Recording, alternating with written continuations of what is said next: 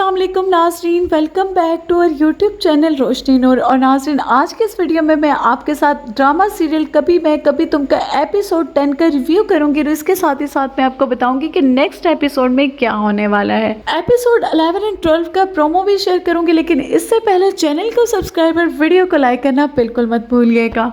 तो नाज़रीन, ड्रामा यहाँ से स्टार्ट होता है कि शजीना अपने पेरेंट्स से मिलने आती है और वहाँ पर जब मुस्तफ़ा के बारे में पूछा जाता है तो वो एक बेहतरीन एक मैच्योर बीवी की तरह अपने हस्बैंड की तारीफ करती हुई नजर आती हैं। शजीना के वालिद ने शजीना से पूछा कि तुम्हें यहाँ कौन छोड़ के गया, तो वो बताती है कि मुझे मुस्तफ़ा छोड़ कर गया है। जबकि आपको पता ही है कि बेचारी कैब लेकर गई होती है। मुस्तफ़ा इतना ज़्यादा जिम्मेदार कब से हो गया कि वो शजीना को छोड़ने आए। खैर, जब वो वापसी पे जा रही होती है तो वो अपनी छोटी बहन और उनके हस्बैंड के साथ वापस जा रही होती है, जहाँ पे वो रास्ते में देखती है कि उसकी छोटी बहन के हस्बैंड उनको बहुत ज़्यादा केयर कर रहे हैं, उनकी बड़ी प्यार कर रहे हैं। वो उनको देखकर खुश भी होती है, लेकिन उसके अपने दिल में भी हसरत पैदा होती है कि काश कि मुस्तफ़ा भी मेरी इस तरह केयर करे।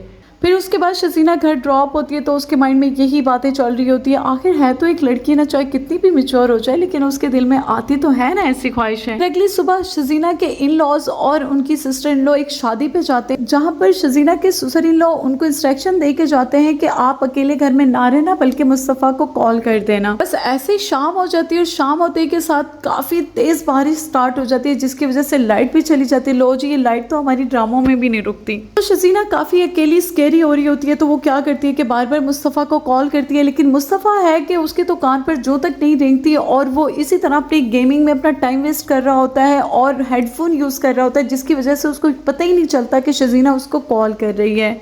और अगर दूसरी तरफ देखा जाए तो मुस्तफ़ा के बड़े भाई, जो कि मुझे जहर लगता है, वो अपनी बीवी के साथ बड़ा रोमांस झाड़ रहा होता है और दोनों out of country sales party का प्लान भी करते हैं।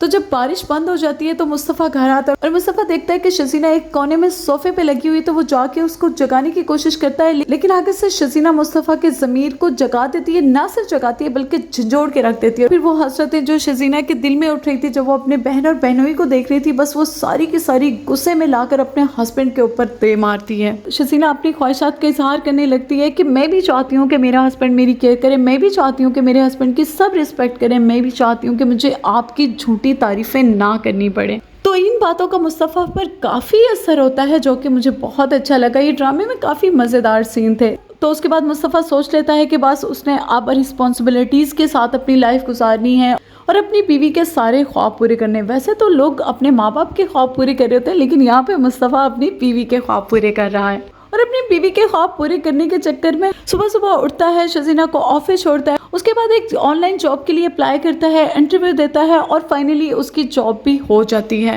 लेकिन इसके साथ ही साथ वो ये भी बताता है कि वो इस तरह निकम्मा क्यों हुआ, वो इतना नालायक क्यों हुआ।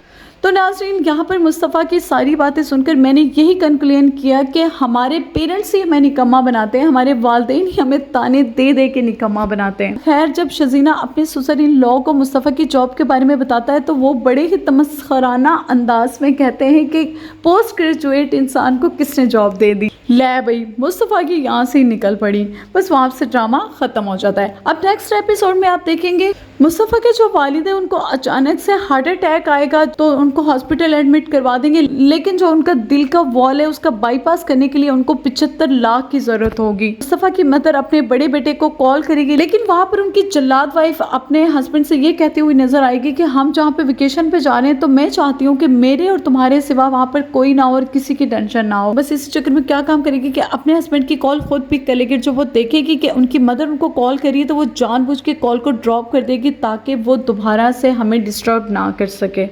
ऐसा तो लोगों के ज़मीर मरे हुए हैं। खैर नाज़रीन, अब देखना यह है कि क्या मुस्तफ़ा 75 लाख का अरेंज कर सकेगा, क्या उनके वालिद बच जाएंगे। आप कमेंट सेक्शन में अपनी राय का ज़रूर इजहार कीजिएगा। बाकी नेक्स्ट वीडियो तक दे मुझे इजाज़त। और आप नेक्स्ट किस ड्रामे का प्रोमो चाहते हैं कमेंट सेक्शन में ज़रूर बताइएगा। बाकी अपना ख्याल रखिएगा। Take care, bye bye.